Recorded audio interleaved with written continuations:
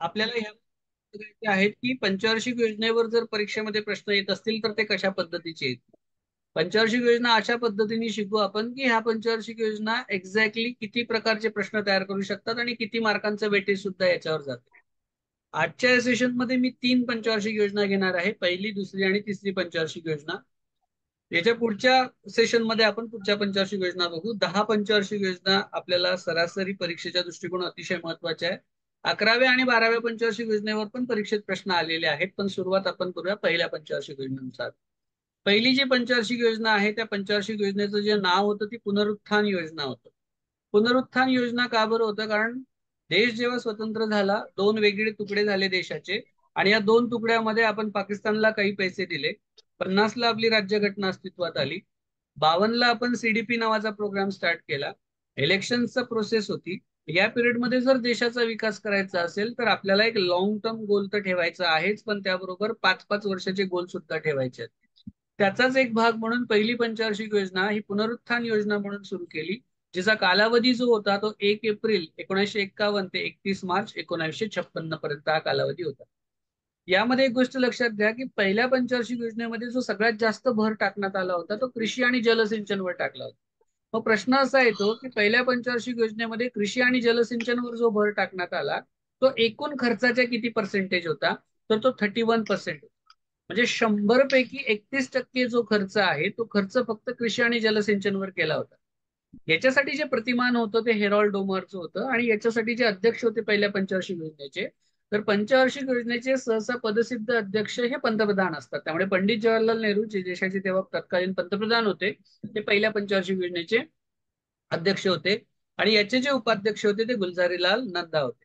आता ह्या ज्या पंचवार्षिक योजना आहेत त्या पंचवार्षिक योजनेच्या माध्यमातून खालील विधाने विचारात घ्या अशा पद्धतीने जर आपल्याला परीक्षेत प्रश्न विचारण्यात आले तर ते प्रश्न आपले चुकता कामा नये.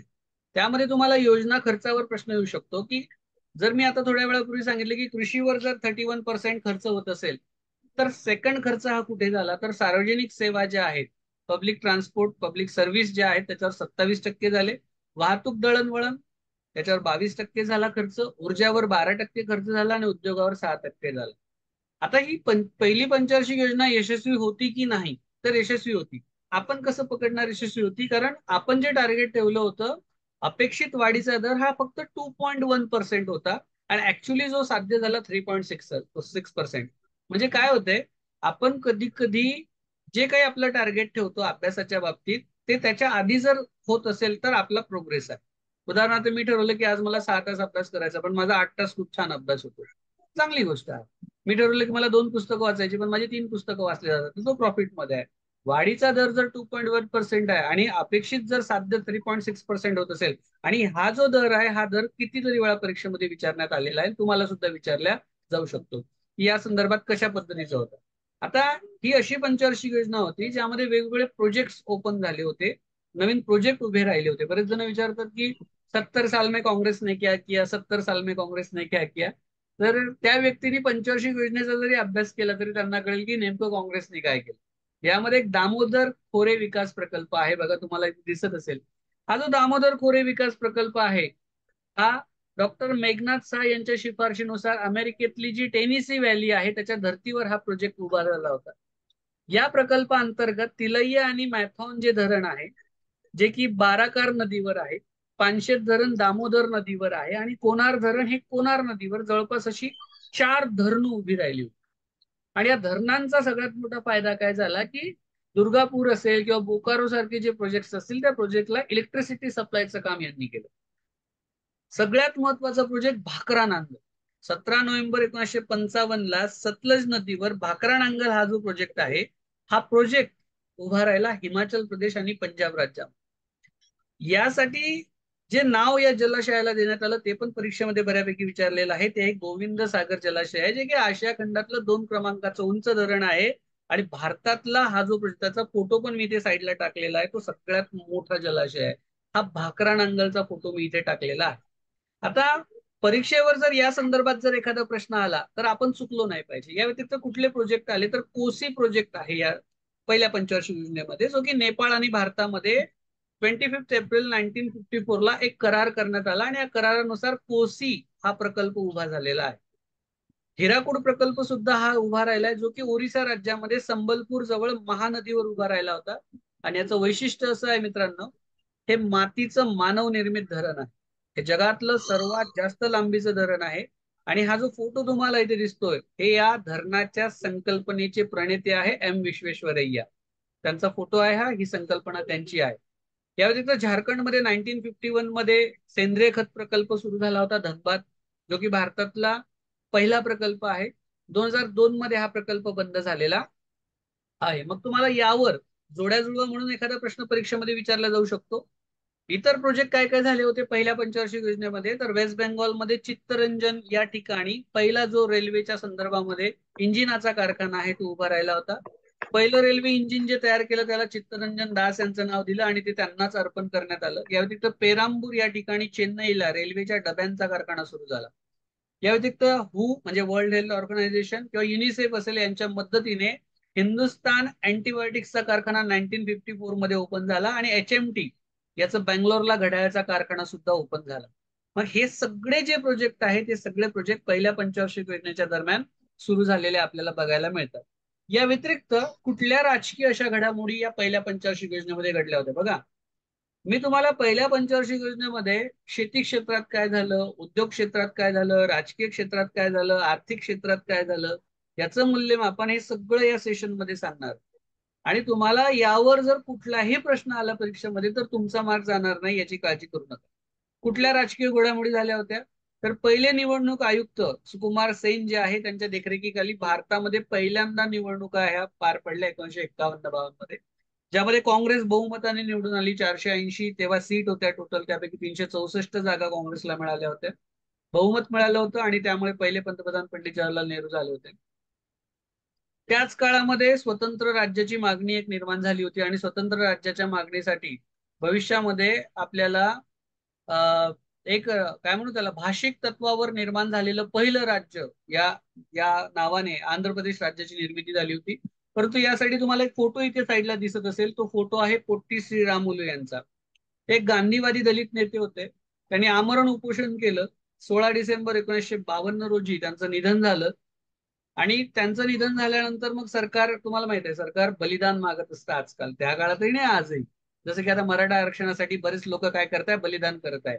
तर यानुसार बलिदान केलंय आणि मग कुठे 1956 मध्ये पहिल्यांदा भाषिक तत्वावर आधारित आंध्र प्रदेश राज्याची निर्मिती झाली, जे की पहिला आहे.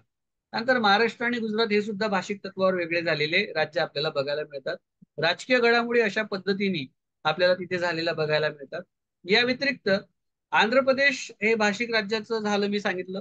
आणि ते कसं झालं त्याचा एक फोटो पण इथे मी देतोय. सुप्रीम कोर्टाचे जे न्यायाधीश आहे ज्यांचं नाव फाजल अली आहे, त्यांच्या अध्यक्षतेखाली पहिल्यांदा 1953 मध्ये एक राज्य पुनर्रचना आयोगाची स्थापना करण्यात आली.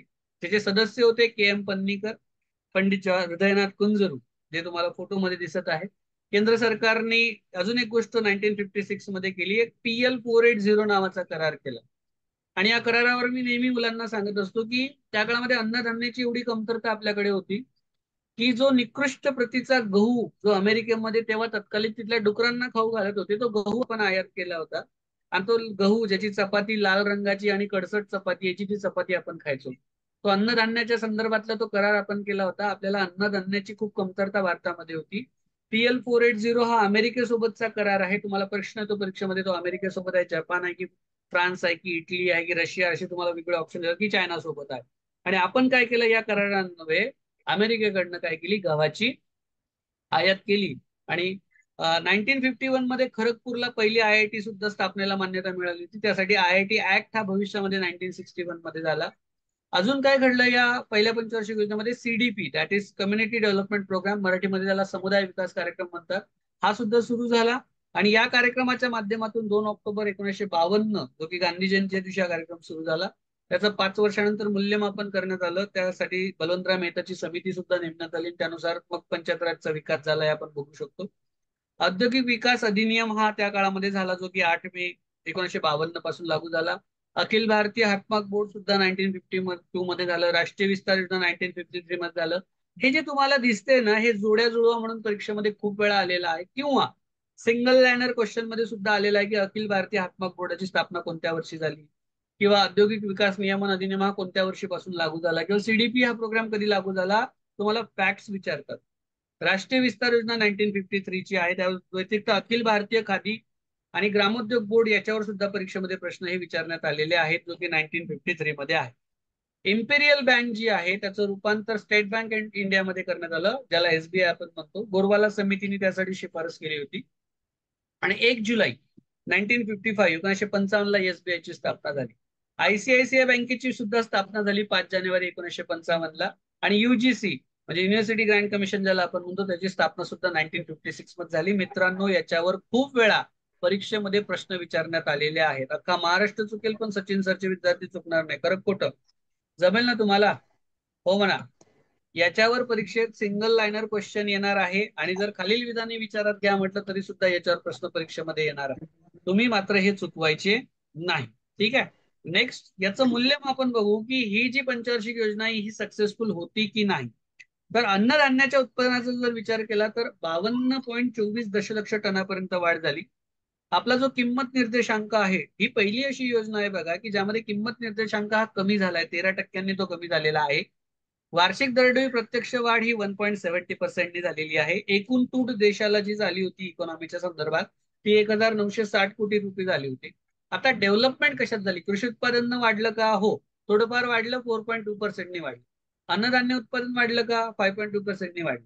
इलेक्ट्रिसिटी प्रोडक्शन वाढलं का? 10.4% वाढलं.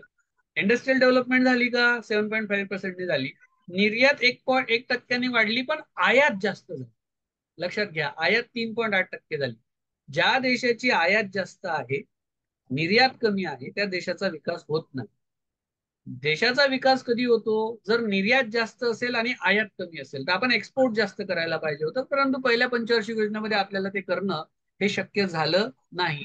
कारणही तसे होते बऱ्यापैकी, त्यामुळे आपल्याला ते जमलं सुद्धा नाही. यानंतर जी दुसरी पंचवार्षिक योजना आली ती भौतिकवादी योजना आहे. आता आपण थोडं ग्राउंड लेवलला उतरलो. आता रिअलिस्टिक काहीतरी करणं गरजेचं आहे, कारण देशातली जनता आता बगावतवर उतरलेली होती. आणि अशा सिच्युएशन मध्ये आपल्याला ऑन पेपर केल्यापेक्षा ग्राउंड फ्लोअरला जाऊन काम करणं, ग्राउंड लेवलला जाऊन काम करणं जास्त गरजेचं होतं. आणि त्यानुसार ही जी दुसरी योजना आहे, जी की पीसी माल 2020, ज्यांचा फोटो तुम्हाला स्क्रीनवर दिसत असेल, त्यांच्या अध्यक्षतेखाली 1 एप्रिल 1956 ते 31 मार्च 1961 दरम्यान सुरू झाली. पंडित नेहरू अध्यक्ष होते, उपाध्यक्ष व्ही टी कृष्णम्माचारी होते. आणि यांनी जो भर दिला तो जड आणि मूलभूत उद्योगावर आपण तो भर दिला. त्यामुळे याचं जे प्रतिमान आहे ते पीसी महालनोबिस यांच्या अध्यक्षतेखाली हे प्रतिमान जे आहे ते ठेवण्यात आलेलं होतं. खर्च किती झाला आपला? तर योजना आणि वाहतूक दळणाच्या बाबतीत 28%. बघा, आपला खर्च आता आपण तिथे देतोय. आणि याच्यावर तुम्हाला परीक्षेमध्ये प्रश्न येतो. कृषी जलसंचयनवर 20% खर्च झाला, ऊर्जावर 10% खर्च, उद्योग 24% खर्च, आणि सोशल सर्व्हिसेस ज्या आहेत ज्याच्यावर 18% खर्च झाला. आता जी पहिली पंचवार्षिक योजना त्यात असं दिलं होतं की आपण टार्गेट ठेवलं होतं 2.1%, आणि साध्य किती झालं? 3.6%. म्हणजे ती योजना सक्सेसफुल होती. यात तसं नाही झालं. यात आपण टार्गेट ठेवलं 5% आणि साध्य झालं 3.9%. तसं बघायला गेलं तर मागच्या योजनेसोबत कम्पेअर केलं तर मागच्या वेळेस 3.6 झालं होतं, आता 3.9 आहे. म्हणजे बघायला गेलं तर योजना सक्सेसफुल असायला पाहिजे, पण नाहीये का? कारण टार्गेट जे ठेवलं होतं 5%चं ते नाही झालं. टार्गेट त्याच्यापेक्षा थोडंसं कमी झालं. 3.9% आपलं टार्गेट जे आहे ते इथे कम्प्लीट झालेलं दिसतं. कोणते प्रोजेक्ट उभे राहिले? आणि या प्रोजेक्टवर नेहमी प्रश्न आलेले आहेत. आणि हा प्रोजेक्ट कोणत्या राज्यात आहे? हा प्रोजेक्ट कोणत्या वर्षी सुरू झाला? हा प्रोजेक्ट कोणत्या देशाच्या मदतीने सुरू झाला? त्या प्रोजेक्टचं नाव काय? जोड्या जुळवा म्हणून प्रश्न आहे. एक गोष्ट लक्षात घ्या, हे सेशन झाल्यानंतर आयोगाच्या मागच्या प्रश्नपत्रिका बघायच्या, आणि त्या प्रश्नपत्रिकेमध्ये बघायचं की पंचवार्षिक योजना या टॉपिकवर जर प्रश्न आले तर अशा पद्धतीचे आले की नाही. जर येत असतील तर आपण जे शिकवतो ते योग्य पद्धतीने चाललंय, योग्य दिशेने चाललंय, अदरवाईज आपण कुठेतरी भरकटतोय असा त्याचा अर्थ. त्यामुळे तुम्ही या गोष्टीकडे लक्ष द्यायचं. आता रशियाच्या मदतीने भिलाई या ठिकाणी एक प्रोजेक्ट उभा राहिला, जो की छत्तीसगड मध्ये आहे. जर्मनीच्या मदतीने रूरकेला ओपन झालाय, जो की ओरिसामध्ये आहे. दुर्गापूर हा ब्रिटनच्या मदतीने प्रोजेक्ट सुरू झालाय. फक्त बोकारो हा जो प्रोजेक्ट आहे तो सेकंड मध्ये येत नाही, एवढं लक्षात घ्या. आणि याच्यावर तुम्हाला परीक्षेमध्ये प्रश्न आहेत. या व्यतिरिक्त सेल म्हणजे steel authority of India limited, तुम्ही बघता आजकालचे गव्हर्नमेंट सगळे विकते, सेल, भेल, गेल, हे सगळे प्रोजेक्ट काँग्रेसच्या कालखंडामध्ये पंचवार्षिक योजनेमध्ये उभे राहिले होते, ज्याला आताची गव्हर्नमेंट विकत आहे. हे प्रोजेक्ट उभे राहिले त्यामुळे खूप सारा रोजगार निर्माण झाला, लोकांच्या हाताला काम मिळालं, देशाचा पण विकास होत गेला. जो आपण आयात करणारा देश म्हणून आपली ओळख होती, तो निर्यात करणारा देश आपली ओळख बनली. हे सगळे कामं तेव्हाच्या तत्कालीन गव्हर्नमेंटनी केलेले आपल्याला बघायला मिळतात.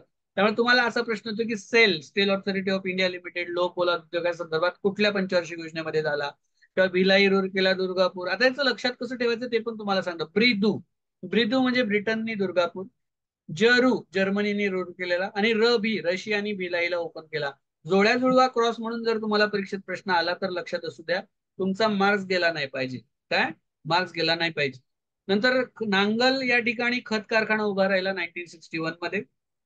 रूरकेला खत कारखाना, रूरकेला पोलाद उद्योगातला रसायनांचा वापर करून घेण्यासाठी IFCL अंतर्गत हा खत कारखाना उभा केलेला आहे. याच्यातून जे खत तयार केलं त्या खताचं नाव होतं सोना. सोना नावाचं नायट्रोजन खत तयार केलं. 1973 मध्ये हा प्रोजेक्ट सेलकडे हस्तांतरित करण्यात आला. भेलची स्थापना सुद्धा इथेच झाली. भेल म्हणजे भारत हेवी इलेक्ट्रिकल्स लिमिटेड. भेल म्हणजे खायची भेल नाही, काय, भारत हेवी इलेक्ट्रिकल्स लिमिटेड. आणि ते कुठे झालं तर ते भोपाळला झालं. त्याचे फोटो मी इथे साईडला दिलेले आहेत बघा.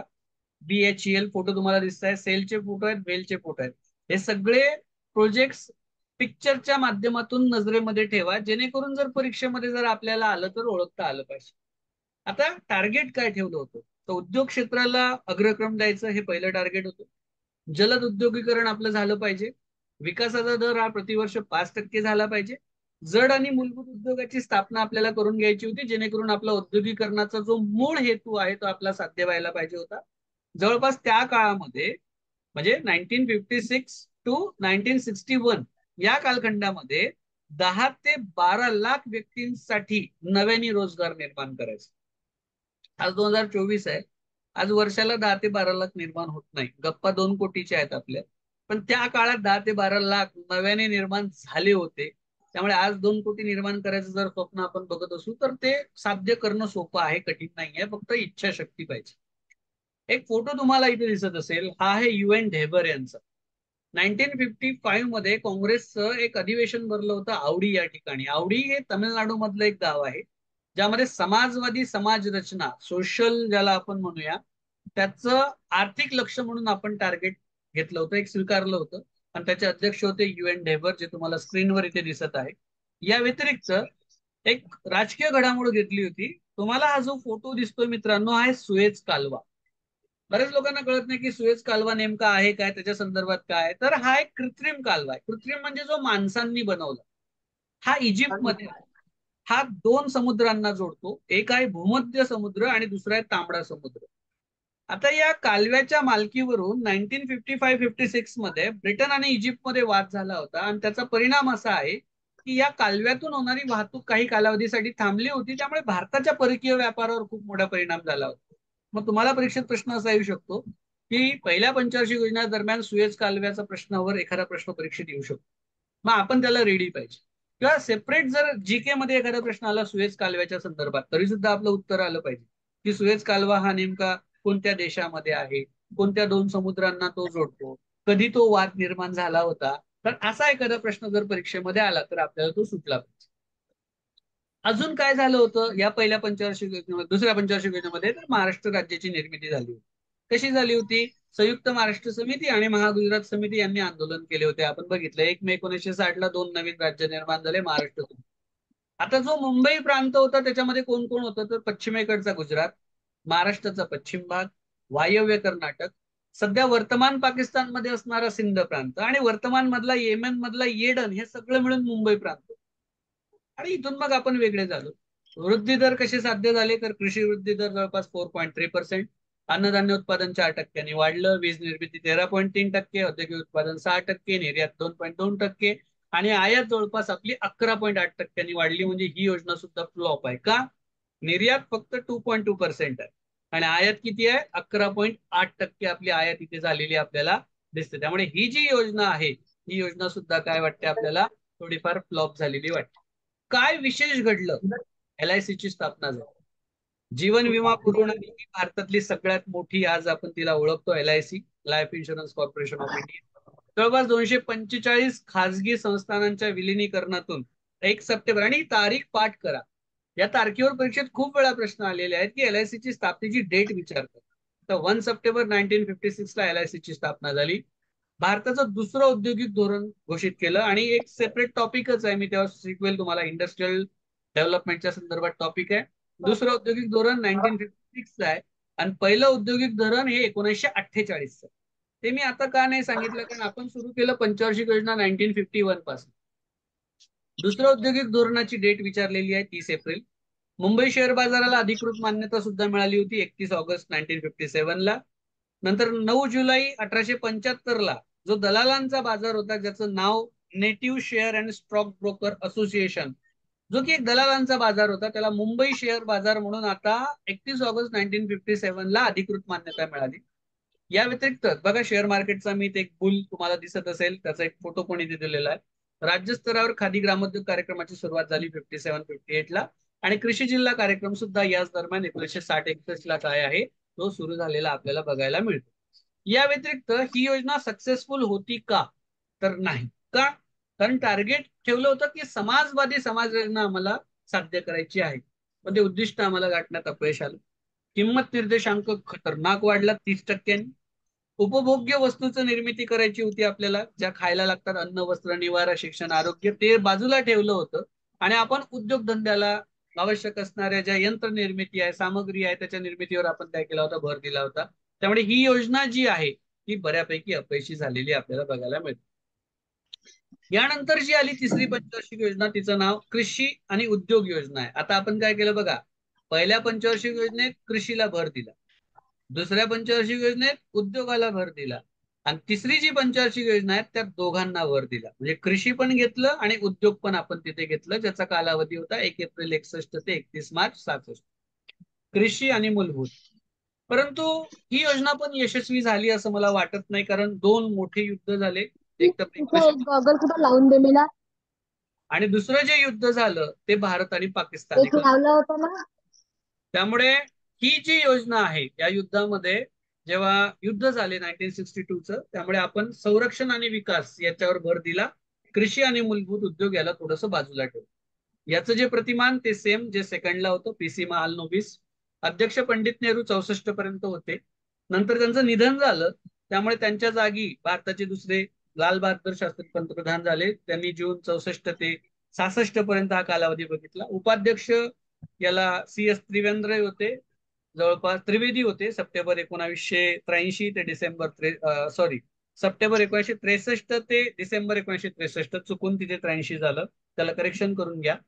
आणि अशोक मेहता जे आहेत ते डिसेंबर 1963 पासून आपल्याला त्या पंचवार्षिक योजनेमध्ये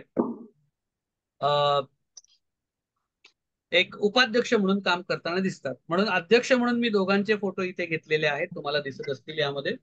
त्यानंतर पण ही जी काम करत होता. पंचवार्षिक योजना आहे, या पंचवार्षिक योजनेमध्ये आपलं टार्गेट काय होतं, आर्थिक वाढ कशी झाली, डेव्हलपमेंट ही झाली की नाही. अपेक्षित होतं 5.6 राष्ट्रीय उत्पन्न, वाढीचा दर हा, सुद्धा 5.6% होता, पण झाला नको फक्त करू ना, नको करू ना. 0.3%. ज्यांचं म्यूटला करा, काही विद्यार्थ्यांचा आवाज येतोय मला, तर म्यूटला प्लीज तुमचं मोबाईल ठेवा, लॅपटॉप असेल लॅपटॉपला म्यूट करा. फक्त माझं सेशन हे कंटिन्यू चालू ठेवा, माझा आवाज राहू द्या फक्त. टार्गेट फक्त 2.3% तिथे साध्य झालेलं आपल्याला दिसतंय. उद्दिष्ट काय होतं? अन्नधान्य उत्पादनात स्वयंपूर्ण होणे, विकासाचा असमतोल दूर करणे, आणि देशाच्या संपत्तीच्या वाटपातील विषमता दूर करणे. परंतु यातलं एकही टार्गेट जे आहे ते कम्प्लीट झालेलं नाही. 10 मिनिटामध्ये आपलं हे सेशन बंद होईल, परत ती लिंकला क्लिक करा, परत सेशन चालू होऊन जाईल. ठीक आहे, कारण झूमचा जो टायमिंग आहे इथे 30 मिनिट्सच मला दाखवतोय. तर आपलं सेशन हे रात्री 10 वाजेपर्यंत चालणार आहे. सगळ्यांनी हे सेशन पुढे कंटिन्यू करा, जास्तीत जास्त आपण याला पुढे नेण्याचा प्रयत्न करू. पण 10 मिनिटामध्ये जर सेशन बंद झालं तर परत एकदा जॉईन करा त्याच लिंकला क्लिक करून. ठीक आहे, तर अन्नधान्यामध्ये आपण स्वयंपूर्ण झालो नाही, विकासाचा असमतोल दूर झाला नाही, काही राज्य हे खूप प्रगत झाले, काही झाले नाही. संपत्ती सुद्धा अशी झाली की श्रीमंत हे जास्त श्रीमंत झाले आणि गरीब हे जास्त गरीब झाले. त्यामुळे आपण टार्गेट असं ठेवलं होतं की देशाच्या साधन सामुग्रीचा आपण असा वापर करू की ऍटलिस्ट पुढचे जे काही 10 वर्ष असतील त्या 10 वर्षाच्या काळामध्ये औद्योगिकरणाच्या वाढत्या गरजा भागवण्यासाठी आपण यंत्रसामुग्रीकडे आपण लक्ष देण्याचा प्रयत्न तिथे केला. आता काय झालं याच्यामध्ये असणारी एक वाईट गोष्ट काय झाली होती, ही पंचवर्षीय योजना का फ्लॉप झाली, तर 1962 मध्ये इंडिया चायना वॉर झालेला आपल्याला बघायला मिळतो. तिबेट स्वातंत्र्याच्या संदर्भामध्ये आपण हा मुद्दा घेऊ शकतो. तेव्हा आपले जे व्ही के कृष्ण मेनन संरक्षण मंत्री होते, युद्ध काळामध्ये ही जबाबदारी यशवंतराव चव्हाण जे की महाराष्ट्राचे मुख्यमंत्री त्यांच्या खांद्यावर येऊन पडली होती. हे एक युद्ध घडलं होतं. गोवा मुक्ती संग्राम झाला होता.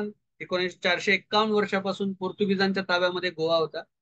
तो भारतीय राज्यघटनेमध्ये जी दुरुस्ती करण्यात आली, जी की 12वी घटना दुरुस्ती आहे, त्यानुसार हा भाग तेव्हा केंद्रशासित प्रदेश बनला. त्यासाठी ज्यांनी योगदान दिलं ते राम मनोहर लोहिया, टीबी कुन्हा होते. याच पंचवार्षिक योजनेमध्ये नागालँड राज्याची निर्मिती झाली होती. जवळपास 1957 साली नागा हिल्स प्रदेश पीजीओआय यांच्या आंदोलनामुळे केंद्रशासित प्रदेश म्हणून घोषित केला गेला. त्याला राज्याचा दर्जा देण्यासाठी 1 डिसेंबर त्या दरम्यान 1963 मध्ये 13वी घटना दुरुस्ती करण्यात आली आणि त्याला राज्याचा दर्जा सुद्धा देण्यात आला. यानंतर अजून होणारी एक महत्वाची घटना ती म्हणजे एक इंडिया पाकिस्तान वॉर झाला होता 1965 मध्ये. हे खूप मोठं वॉर होतं. जेव्हा आपण इतिहासाचे लेक्चर बघू तेव्हा या दोन्ही वॉरवर तेव्हा डिटेलमध्ये डिस्कशन करू. भारत पाकिस्तान युद्ध हे गुजरात आणि कच्छच्या वादावरनं, मालकी हक्कावरनं तयार झालं होतं. तेव्हा पाकिस्ताननी काश्मीरमध्ये एक ऑपरेशन राबवलं होतं, त्याचं नाव होतं ऑपरेशन जिब्राल्टर. आणि जम्मू मध्ये ऑपरेशन ग्रँड स्लॅम राबवलं होतं आणि लाईन ऑफ कंट्रोल पार करून त्यांनी भारतामध्ये काय केली होती, घुसखोरी करण्याचा प्रयत्न केला होता.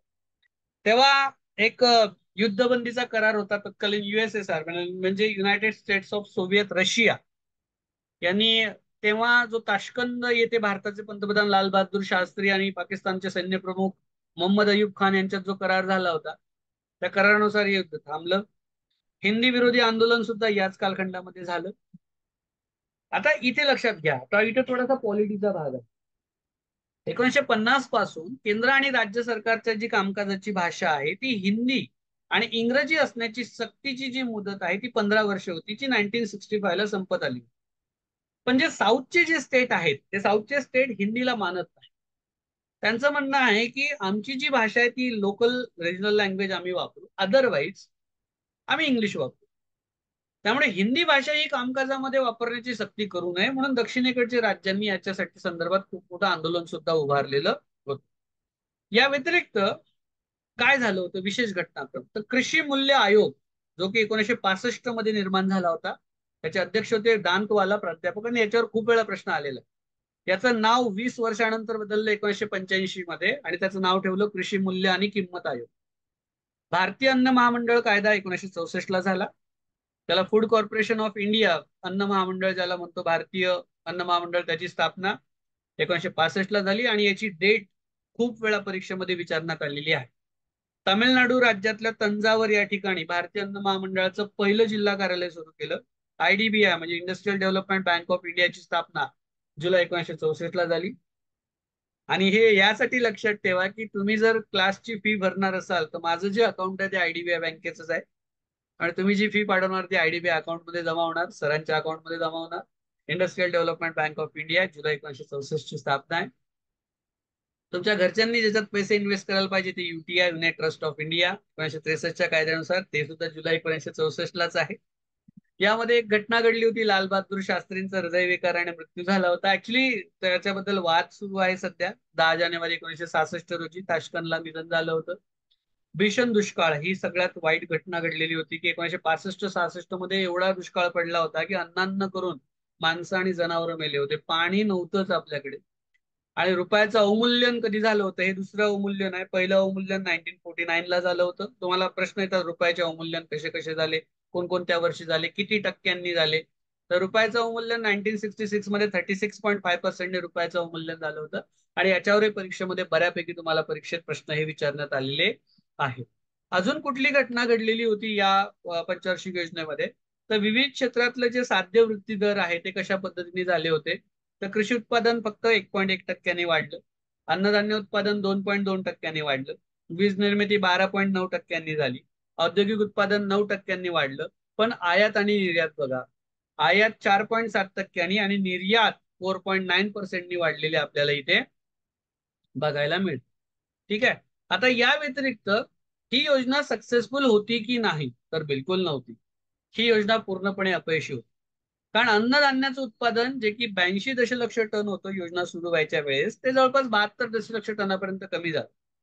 कारण तीन आहेत. एक तर दोन युद्ध, 1962 इंडिया चायना वॉर आणि इंडिया पाकिस्तान 1965चं. या व्यतिरिक्त दुष्काळ पडला होता, महागाई प्रचंड वाढली होती, आणि मी सांगितलंच मगाशी तुम्हाला PL 480 अमेरिकेकडनं आपण अन्नधान्य आयात केलं होतं आणि आपले काय हाल झाले त्याच्यावर सुद्धा आपण काय केलं त्याच्यावर चर्चा केलेली होती. आता ही जी पंचवार्षिक योजना आहे, ही पंचवार्षिक योजना संपल्यानंतर लगेच आपण चौथी पंचवार्षिक योजना सुरू नाही केली. त्याचं कारण काय, आपल्या तिजोरीत पैसेच नव्हते. आणि त्याच्यामुळे आपण ब्रेक घेण्याचं ठरवलं. पण ब्रेक घेऊन असताना आपण 3 वार्षिक योजना केल्या. त्याला 3 वार्षिक योजना म्हणतात. 66-67, 67-68 आणि 68-69. आणि यामध्ये परकीय गंगाजळ म्हणजे फॉरेनचा जो पैसा आहे आपल्या तिजोरीमध्ये जो असायला पाहिजे तो नाही आहे. मान्सून रेग्युलर नव्हता आपल्याकडे. आणि याचाच परिणाम असा आहे की MS स्वामीनाथन यांनी मग हरित क्रांती केलेली आपल्याला या वार्षिक योजनामध्ये बघायला मिळते. India China war, India Pakistan war 1965 आहे ते, तिथे चुकून 1962 लिहिलेलं आहे. इंडिया भारत पाकिस्तान युद्ध 1962 लक्षात ठेवा. इंदिरा गांधी या 3 वार्षिक योजनेच्या कालखंडामध्ये अध्यक्ष म्हणून काम करत होत्या. उपाध्यक्ष अशोक मेहता होते 1967 पर्यंत, आणि नंतर धनंजय गाडगीळ होते. योजनेचं जे नाव ठेवण्यात आलं आपलं ते स्वावलंबन योजना.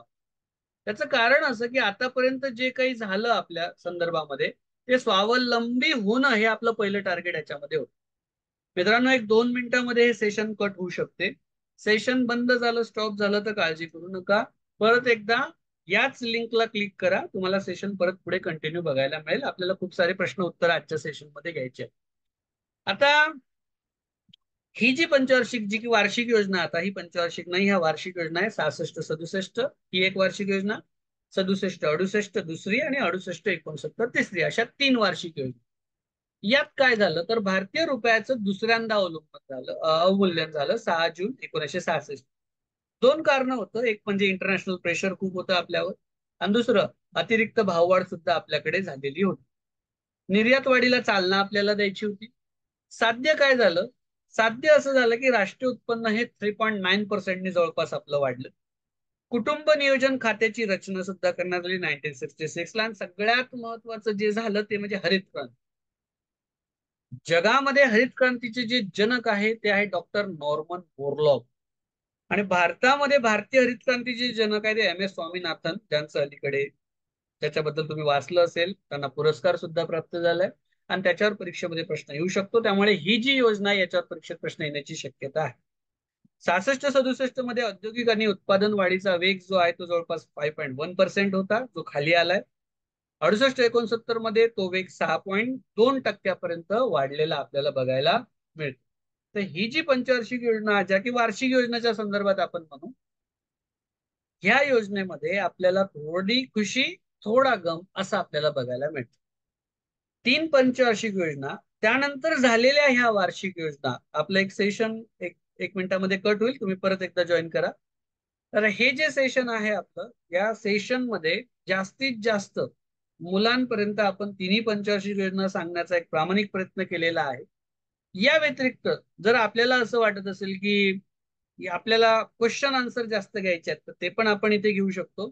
फक्त सेशन जर मध्ये कट झालं तर परत एकदा जॉईन करा. हे मी तुम्हाला वारंवार यासाठी सांगतो की बरेच मुलांना मग समजणार नाही की सर आता लिंक कोणती क्लिक करू. तर हीच लिंक परत एकदा जॉईन करा. काही अडचण आली, खाली नंबर दिलेले आहेत माझे, या नंबरला तुम्ही मेसेज किंवा कॉल करू शकता. आणि आपलं जे सेशन जर मध्ये कट झालं तर तुम्ही त्याच्यावर मला कॉल करून